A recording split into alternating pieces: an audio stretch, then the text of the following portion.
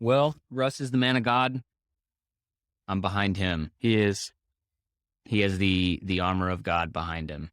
It hasn't helped in the past few years, but Sometimes maybe the armor of God is why he's not dead from behind that terrible defensive line and lack of running game. Exactly. Sometimes our setback is a setup for a comeback. And I think that is what is happening with Russell Wilson right now. That's so good. It's a new season. Man, so good. And he's moving into a season of I believe to be his comeback. So that's what's happening. Hey, Matt. What's up, dude? Okay, so we're trying this thing. We're going to talk about some stuff happening in the world of sports, television, entertainment, give some hot takes. And always hot takes. There are thousands and thousands of people waiting to hear our hot takes. So we're just giving the people what they want. Literally thousands of people minus thousands of people that aren't looking for it. So therefore there's negative. There's at least two of us. There's negative people. It's me, it's you. And I mean, we probably can't even get our wives to listen to it. Exactly. So we have this text thread going on that has been going on for a long time. And we're pretty much on the same side of almost any argument on the big essentials. But we actually differ quite a bit on some of the more... we're real nitpicky. Yes. So we like to talk about sports. We talk about we talk about TV shows. You're pretty much a Puritan, so you don't really watch any of the good TV shows. Yeah, I would say, I mean, really, like when I'm looking for a new show, I ask you for recommendations, so that way, whatever you tell me to watch, I make sure I don't watch. Yeah. So yeah, it usually draws you into sin. So you are a avid football fan. I'm an avid Cowboys fan. Well, I'll say it like this: like, I'm a recovering Falcons fan. Still a Falcons fan, but our soul as fans died on February. I think it was February 5th, 2017, 2083. So after that, there's no real coming back from that. Right. So I've adapted and changed with the environment and have now become a follower of just the NFL players, storylines in general. Yeah. Just more fun that way. Okay, so I know there's a lot happening in the NFL. I don't Calvin Ridley it. I don't bet the Falcons to win. Let's just put it that way. Right. So we have Calvin Ridley, who got suspended for a year for making was it an 8-team parlay? For 3-game parlay, 8-game parlay. He bet $1,500 on a 5-team parlay and 8-team parlay, and I'm just dying to know if he hit on the parlays or not. Right. Like, what was the return if he did on $1,500 worth of bet? So he's suspended for a year. Not that I bet. Right. Yeah. Exactly. And then today, it seems like the Cowboys are gonna release Amari Cooper, which is just, we'll take him. Ridiculous. And we used our franchise tag on our tight end, Dalton Schultz. So, once again, your backup tight end. Once again, the greatness of the negotiating skills of Jerry and Stephen Jones, always heralded, always seem to end up with them being on the bad end of the deal. So, yeah, they, as Colin Cowherd likes to say, they like to pay great money to good players. Mm-hmm. That's very true. That is very true. But there's stuff happening in the world outside of the Cowboys. Yeah. And so, tons of stuff happening like this morning. We were literally talking yesterday about how we were going to talk about Aaron Rodgers and the predicament situation he was in. And I feel like it was prophetic. Mm-hmm, prophetic. Lord said to me, son, I want you to talk about Aaron Rodgers. Exactly. We just follow the Spirit's leading. Mm-hmm. So Aaron Rodgers signs a deal. And first of all, what's this new deal? And then second, what's been the drama with Aaron Rodgers in Green Bay? I know there was the vaccine stuff. I know all of that, but he's immunized. He's immunized. That's right. What's happening there? He signed a big deal. Well, yeah. Well, there's kind of two things I think it'd be interesting to kind of like unpack just quickly. Is that you have Aaron Rodgers, who just signed a big deal with the Packers, and then you had Russell Wilson within the past few minutes now just get traded from the Seattle Seahawks to the Denver Broncos, and kind of trying to look at those terms. So I think it's like it's a tale of two quarterbacks who kind of oh wow, went about things similarly, but I think one did it better than the other. So basically the drama with both these quarterbacks, so I think we should talk Russ and we should talk A-Rod, is that last year, the day of the NFL draft, Rodgers basically came out and said he's not playing for the Packers anymore. He demanded a trade.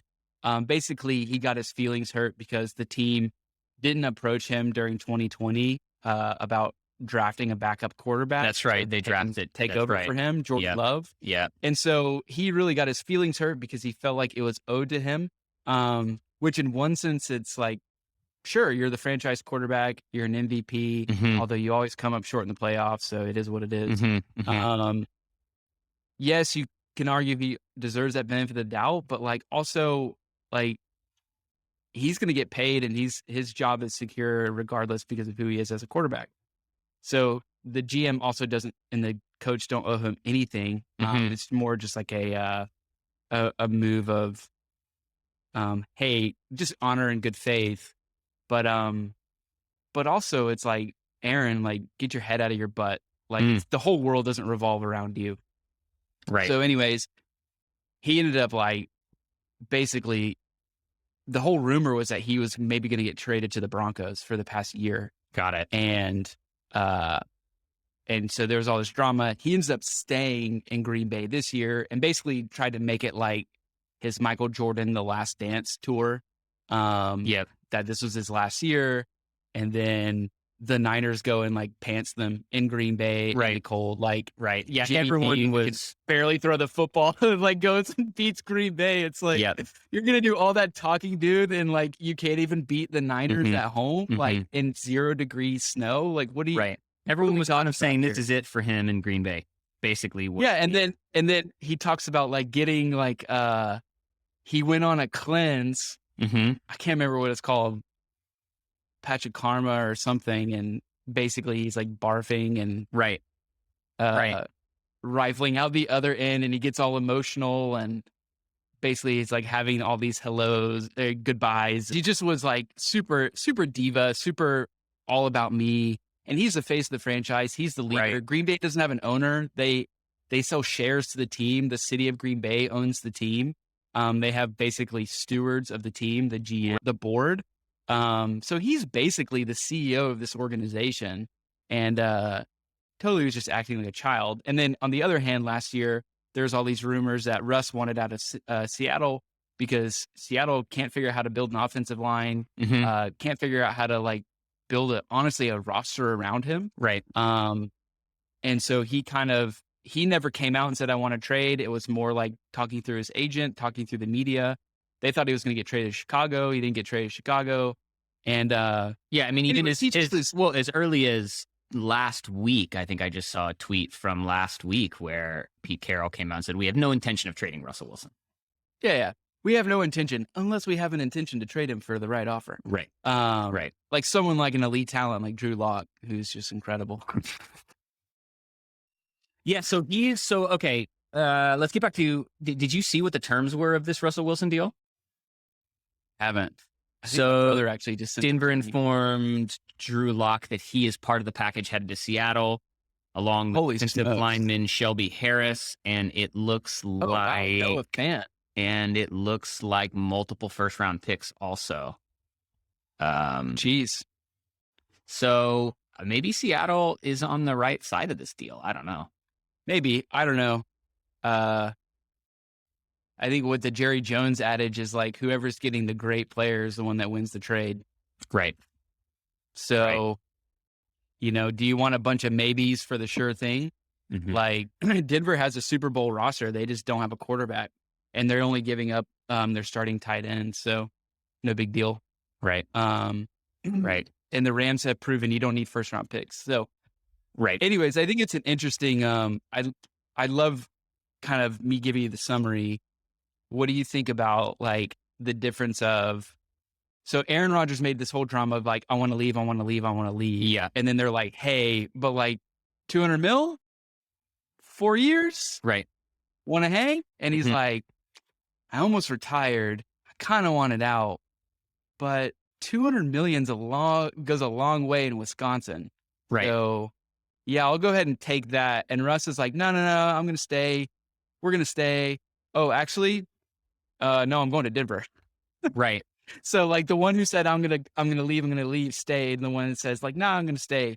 He ended up leaving. Well, and it's two very quarterbacks with two very different temperaments, right? And two very different personalities, two very different histories with the organization, but very different. I just read this tweet from Bob Sturm of The Athletic, who is my sports leader. He actually grew up in Green Bay, but then moved to Dallas about 30 years ago to cover Dallas sports. But he just tweeted 24 months ago, people said Rodgers was washed up and limited. They drafted Love, and Rodgers has never played better football than the last 2 seasons, 2 MVPs. So miss me with the wasted pick stuff. It mattered to him, so it wasn't a waste at all. You almost wonder if Aaron Rodgers had no intention of leaving. He was sort of, I don't know. He was miffed at the fact that they would have drafted somebody to be, his backup. I don't even think that is because they drafted him. It's because they didn't tell him. But what did that do to his play? Right? What did that do to his focus? I mean, it clearly, it went to the next level. It went to the next level. And so then he's sort of saying like, I don't know. It's interesting, especially like Russell Wilson, right? As a believer, he's been in Seattle for a long time. You would never, I don't know. Like you kind of thought he would spend his whole career in Seattle. Yeah, but they didn't do him any favors. So no, they didn't do him any favors. I kind of think it's like Seattle didn't do him any favors. Like he only has so much good football left. If you're going to be behind an offensive line, you're going to take a pounding. Yeah. And Rodgers is like, has an elite team. He's got everything he could possibly need. And like, he can't win in January. But it's like, to me, it's like, when you're the quarterback, you're the CEO of that organization. Yeah. Like you're the Queen of England in that organization. So it's like, I guess from you have to hold them accountable to the intangibles. And I'd love to like undress this with a bunch of the other NFL quarterbacks is like, I think leadership and I think style and how you hold yourself, I think that matters. Mm-hmm. Because it trickles down in so many areas. So like, I guess like, if you had the choice of a quarterback or you're building like in our world, we're as much as we're into sports, we're into church and leadership and all that stuff. Like leadership. We're going to leadership. We're going to crave the feedback. Leadership. That's my Craig Rochelle impersonation. Great, but feedback. But like, who would you rather have? Like, what would be your ideal like of these two characteristics? So I think that one of the reasons I love Russell Wilson is because, actually, let me go back. One of the reasons I don't like Aaron Rodgers is because he just always seems to be on the wrong side of the attitude conversation. Right. So even just sort of like the whining and like even the vaccine stuff, like, look, I don't care one way or the other, but even that, he just kind of comes across as whiny and self-serving to me. Yeah. Anyway, which is a judgment, but it is what it is. So probably wouldn't disagree.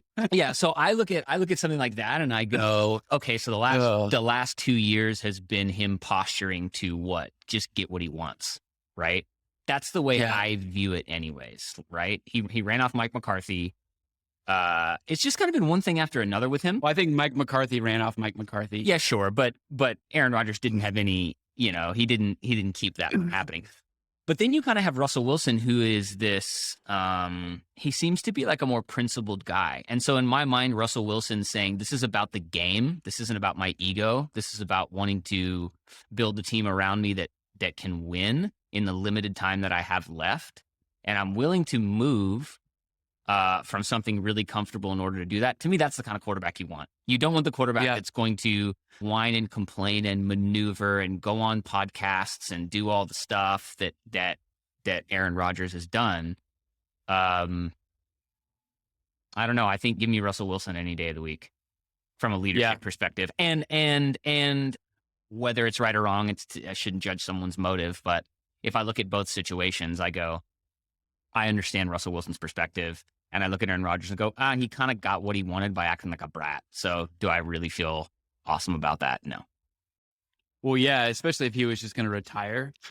Like, it's just interesting, you know, like I'm going to retire or pay me $200 million or $170 million or whatever it is. Like that's,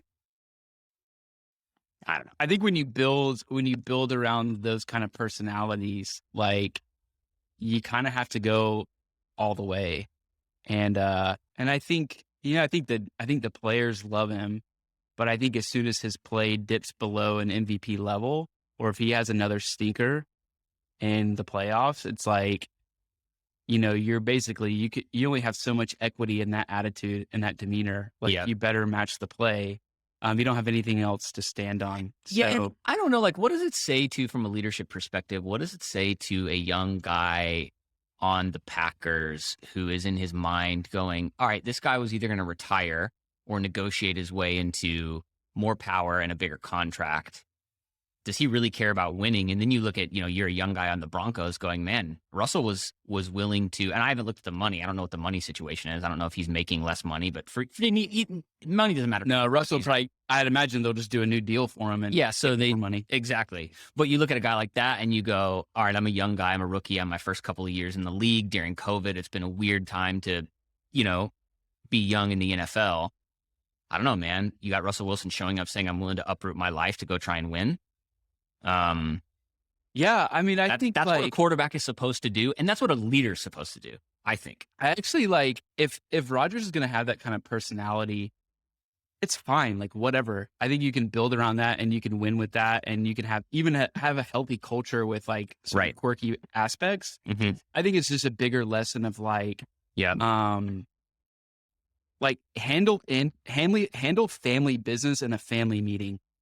Exactly. Like, it's one of the leverage. Don't leverage the media in such a heavy-handed, obtuse, like drama-filled way.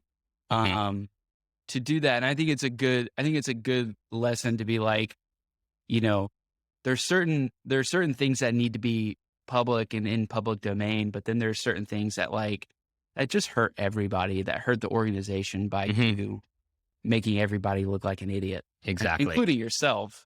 So like handle certain family business in the family. Yeah. It's a difference between Brady and Aaron Rodgers, right? Tom Brady is not dissimilar to Aaron Rodgers in a lot of the ways that he operates. Yeah, Brady did all that same stuff. He was mad that they drafted the backup quarterback in Garoppolo and all that. He just subtweeted his way through it and sent like little breadcrumbs and little cryptic messages. So and kept winning, and kept winning Super Bowls. Exactly. Like, yeah, Yep. Well, it's interesting. So the prediction, my prediction is that I would be bullish on the Broncos and bearish on the Packers. Over the next 3 to 4 years. I'd say short term, Green Bay. I'd expect Green Bay probably to be in the Super Bowl next year. Their division's trash. The NFC just got worse. Brady left. I think the Rams will have a Super Bowl hangover for sure. Yeah. I don't think the Niners. I think they have a good roster and whatever. I think it's the Packers' division to lose, or the conference to lose, and I don't know. I think the Broncos will be. I think they could win the division, or they could be like the last playoff team in, because they have the Raiders made the playoffs, the Chargers barely missed the playoffs, and the Chiefs were a blown lead away from going to the third straight Super Bowl. So it's not exactly rosy highway to the playoffs for Right. for Russ. So I don't know. Right. We'll see. Well, Russ is the man of God. I'm behind him. He is. He has the armor of God behind him. It hasn't helped in the past few years, but sometimes maybe the armor of God is why he's not dead from behind that terrible defensive line and lack of running game. Exactly. Sometimes our setback is a setup for a comeback. And I think that is what is happening with Russell Wilson right now. That's so good. It's a new season. Oh man, so good. And he's moving into a season of I believe to be his comeback. Come on. So that's what's happening. All right, Matt. We'll do this again. Next time something happens that we want to talk about. Love you. Love you too. Bye. Bye.